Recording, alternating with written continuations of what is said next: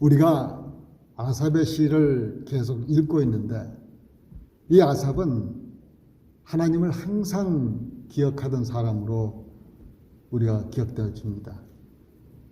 오늘 시편 78편을 보면은 아삽의 마스길이라는 표제가 있는데 이 마스길은 지혜롭다라는 동사에서 나온 교훈이라는 뜻으로 시인은 후손들에게 자신의 말에 귀를 기울이라고 합니다. 그러므로 우리도 이 시를 통해 교훈을 얻기를 원합니다. 이 시는 하나님이 함께 하신 이스라엘의 장구한 역사를 아버지로부터 아들에게 또다시 그 후손에게로 전해진 이야기를 담고 있습니다. 그 내용은 출애굽을 상기시켜 하나님이 어떤 분이신지 깨닫게 하여 조상들처럼 다시는 과오를 되풀이하지 않도록 교훈하고 있습니다. 이 시는 72절까지 있는데 오늘 읽은 본문은 이 시의 서론 부분입니다. 이제 1, 2절을 보면은 내 백성이여 내 율법을 들으며 내 입의 말에 귀를 기울일지어다. 내가 입을 열어 비유로 말하며 예로부터 감추어졌던 것을 드러내려 하니 했는데 이것은 과거의 역사에서 교훈을 뽑아내어서 그 숨은 뜻을 밝혀주겠다는 시인의 의도입니다. 또 조상들이 전해주어 들어서 알고 있는 내용, 즉 하나님이 어떤 분이신지 어떠한 일을 하셨는지를 후대에 전하고자 하고 있습니다. 그래서 4절에 우리가 이를 그들의 자손에게 숨기지 아니하고 여호와의 영예와 그의 능력과 그가 행하신 기이한 사적을 후대에 전하리로다 합니다. 여기서 여호와의 영예는 여호와께서 찬양받으실 만한 행위를 의미하는 것인데 그래서 여호와의 능력과 그의 행하신 놀라운 기적들을 전하고자 하는 것입니다. 그리고 5절, 6절은 하나님께서 이스라엘과 언약을 세우시고 주신 율법을 자손들에게 부지런히 가르치라고 명령하셨는데 이렇게 하신 것은 그 자녀들이 그것을 배우고 또 계속 태어날 후손에게도 대대로 전하기 위한 것입니다. 하나님께서 이러한 명령을 주신 것은 말씀의 계승이 저절로 되는 것이 아니기 때문입니다. 그래서 하나님은 모세에게 율법을 주시면서 백성들에게 율법을 가르치라고 명령을 하셨고 또 모세는 백성들에게 신명기 4장 9절에서 너는 그 일들을 너 아들들과 너 손자들에게 알게 하라. 또 신명기 6장 7절에서 너 자녀들에게 부지런히 가르치며 집에 앉았을 때든지 길을 갈 때든지 누워있을 때든지 일어날 때든지 이 말씀을 강론할 것이며 라고 했습니다. 이 말씀은 지금 우리에게도 주시는 명령입니다. 우리가 가진 신앙은 저절로 후손에게 전해지지 않습니다. 바울이 일평생 목숨 걸고 개척한 교회들이 많이 있었던 소아시아 지역, 지금의 터키 땅인데 그것은 인구의 99.8%가 무슬림으로서 이슬람 국가가 되어 있습니다. 그것은 자손들에게 그리스도 신앙을 그대로 물려주는 일에 실패했기 때문이라고 생각이 됩니다. 신앙은 날 때부터 생기는 것이 아니라 듣고 배우고 반복되는 과정을 통해서 계승되어 갑니다. 그러므로 자녀에게 가르치고 훈련시키는 부모의 노력이 꼭 있어야 하겠습니다. 아브라함이 이삭에게 어떻게 신앙을 가르쳤는지 그 과정이 성경에 자세히 나와 있지는 않지만 그것은 하나님께서 아브라함에게 주신 놀라운 은혜를 이삭에게 전해 주었을 것이라고 생각이 됩니다. 그래서 아브라함에게 있는 큰 기쁨은 이삭이 하나님을 바르게 알아가고 또 하나님께 소망을 두고 성장해 가는 것을 보는 것이었을 것입니다.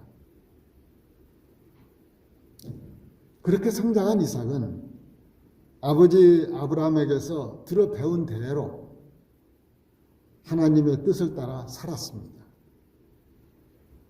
아브라함은 이삭 한 사람을 잘 가르치고 신앙을 계승해 주었는데 그 후에 하늘의 별과 같이 많은 믿음의 후손들이 생겨났습니다.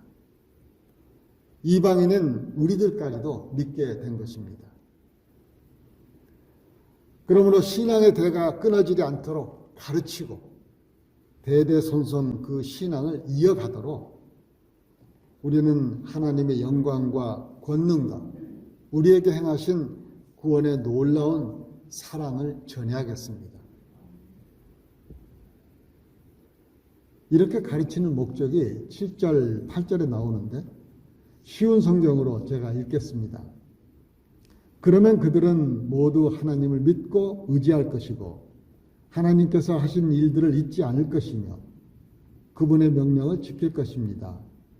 그들은 그 명령을 지킴으로써 고집스럽고 불순종하던 조상들처럼 되지 않을 것입니다.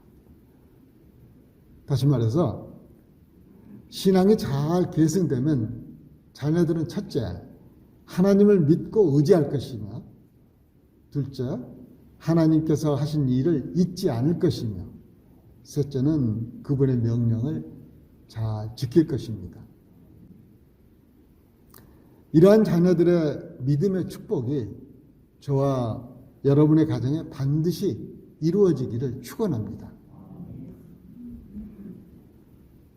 이제 9절, 10절, 11절을 보면 에브라임 자손은 무기를 갖추고 활을 가졌으나 전쟁에서 물러간 것과 그 원인을 말하고 있습니다.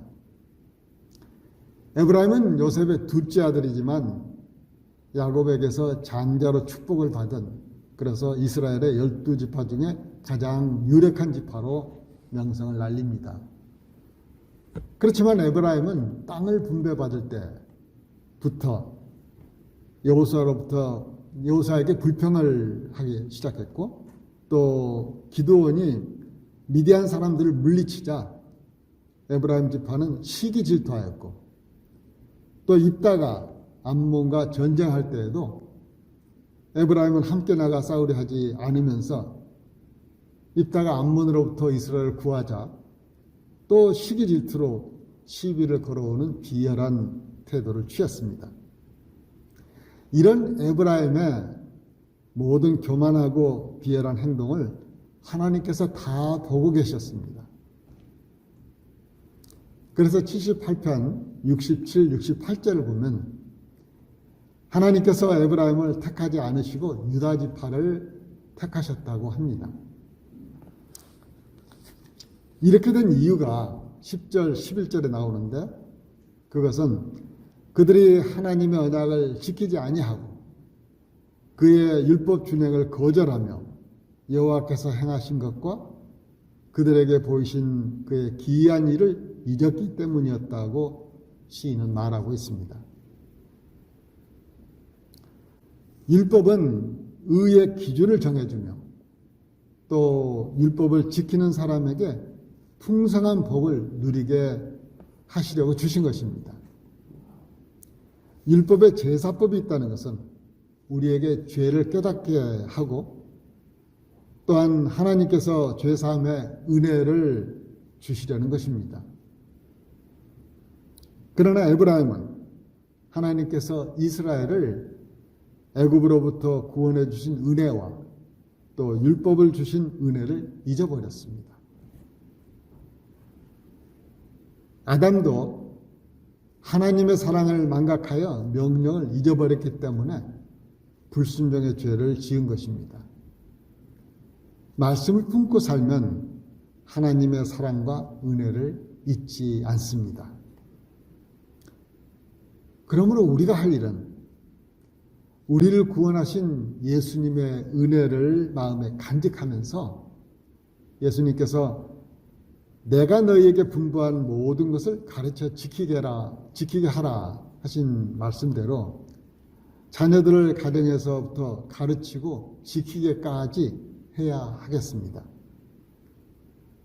그런데 다음 세대에 잘 전하려면 우선 내가 먼저 하나님의 은혜를 깊이 깨달아야 하겠습니다.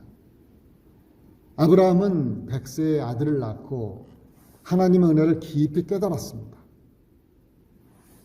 그리고 모리아산에서 이삭을 바치려고 순종했을 때 다시 살려주시는 그 하나님의 은혜를 또다시 깊이 깨닫게 됩니다. 그리고 그 은혜는 아들 이삭에게 잘 전해졌습니다. 이제 우리가 받은 은혜도 아브라함이 받은 은혜보다 결코 작지 않습니다. 예수님을 주님으로 모시게 된 우리들은 이제 영원한 생명을 얻게 된 축복받은 사람들입니다. 그 큰 은혜를 우리만 알고 아들, 딸, 손자, 손녀에게 전하지 못한다면, 그래서 우리의 후손들이 멸망의 길로 가게 된다면 얼마나 해통한 일이 되겠습니까? 그러므로 우리는 이 복음을 전해야겠습니다. 예수님은 제자들을 먼저 부르시고 은혜를 깨닫게 하시고 그리고는 그 복음을 가르치고 전하라고 보내셨습니다. 이제 하나님께 소망을 두고 예수님의 십자가 은혜를 잊지 않고 말씀대로 살도록 자녀들에게 전하여 저와 여러분의 자손들이 예수님 재림하실 때까지 대대로 믿음의 복을 받기를 소원하면서 말씀을 마칩니다. 기도하겠습니다. 하나님 아버지, 우리의 자녀들이 믿음의 뿌리를 내릴 때까지 인내하고 사랑하며 복음을 전하도록 인도하여 주옵소서. 그들의 소망을 하나님께 두며 하나님의 사랑과 구원의 은혜를 잊지 않고 말씀에 순종하는 자녀들이 되도록 가르치고 전하려 합니다. 우리가 이 일을 잘할 수 있도록 성령 충만케 하여 주옵소서. 예수님의 이름으로 기도드립니다. 아멘.